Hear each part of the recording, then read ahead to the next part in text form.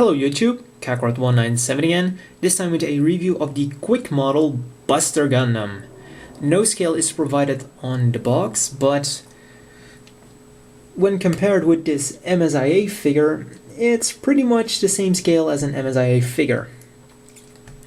So, how does this guy fare?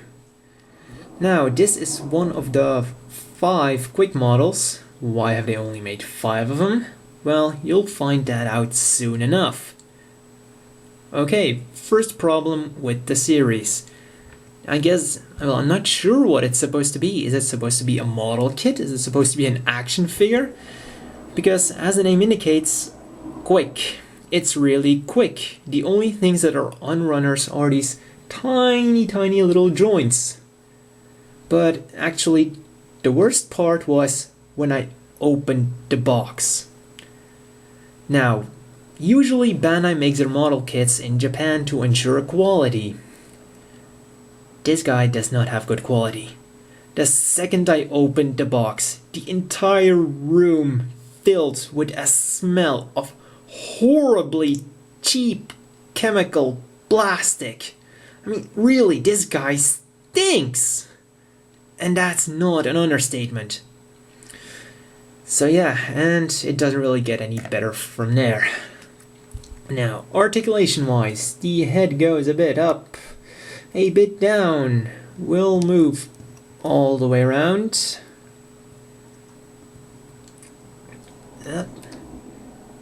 Now, these shoulder armors are pegged into the upper arms from the top, mounted on the top of the upper arm. We'll go out 90 degrees forwards, well, until it hits the back. Bit backwards. Well, let's be honest. Well, let's be fair to the kid. It does turn. It falls off. It does turn around all the way. Another big problem with the kit. Like I said, Bandai usually makes their model kits in Japan to ensure quality. Stuff just keeps falling off. The shoulder is connected to the body using a ball joint, so it will move a bit forwards and backwards and up and down a little bit, giving it somewhat additional articulation. The arm will turn around below the shoulder. It will bend a little bit more than 90 degrees until it eventually pops off. Once again, not great quality. There we go. And the hand will wiggle. Up down a bit.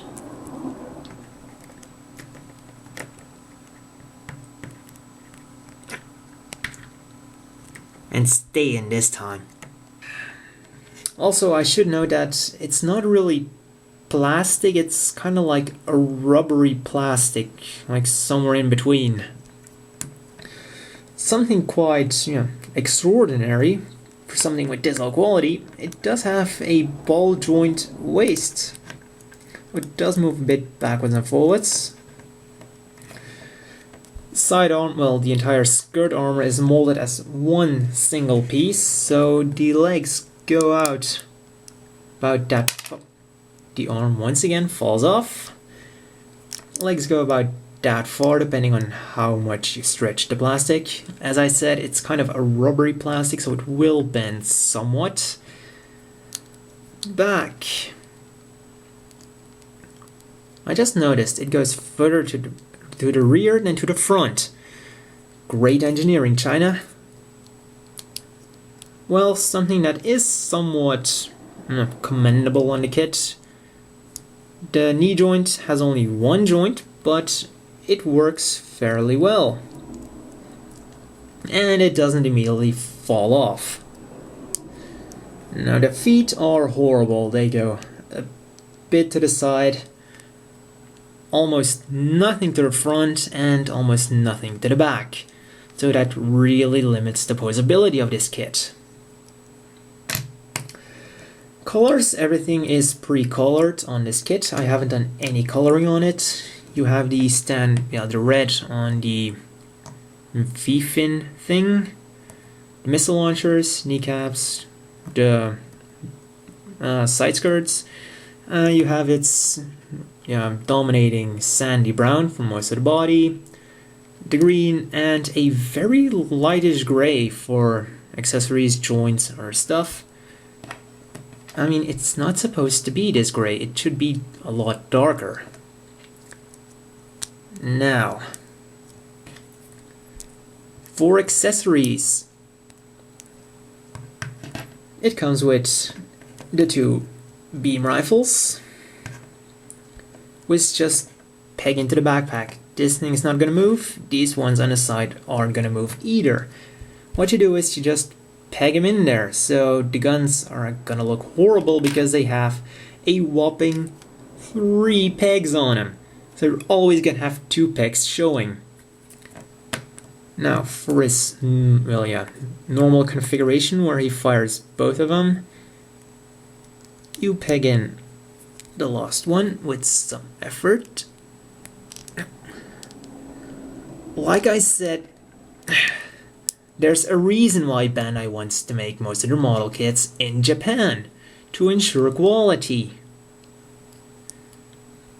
And it slides into the hand rather nicely. Thank God for that. Now,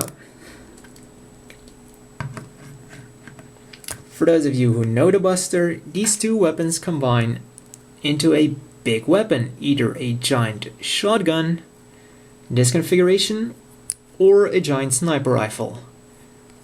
Well, it also works fairly on his model kit, I guess.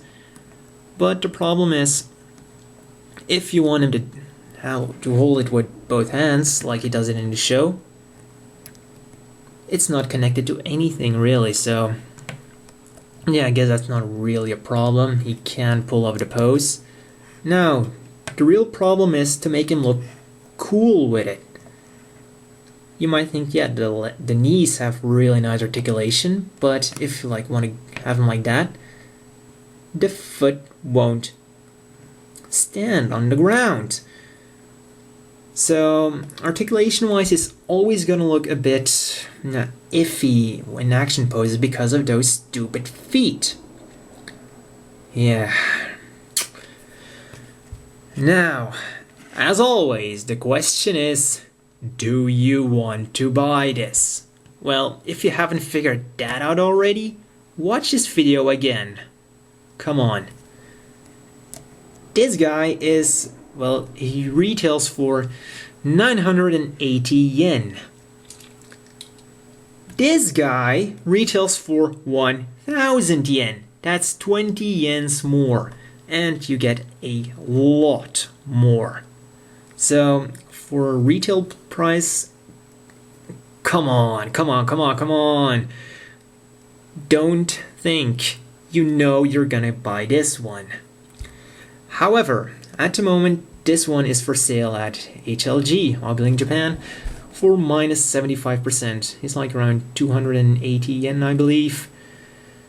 That's the only reason you can justify buying this guy.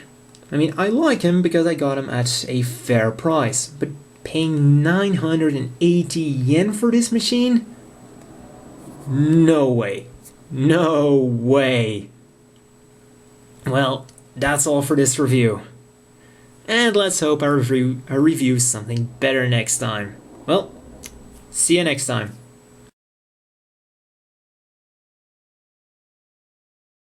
Now, like I said, most of the body didn't come on runners, but for some reason, they do have awful gate marks. Like, big one here, this one, the other one, and really ugly one on the arm here, so ugly one here, a really bothering one on the backpack because this actually made an indent, so you can't just scrape it off. I mean, overall, the quality, once again, isn't all that great.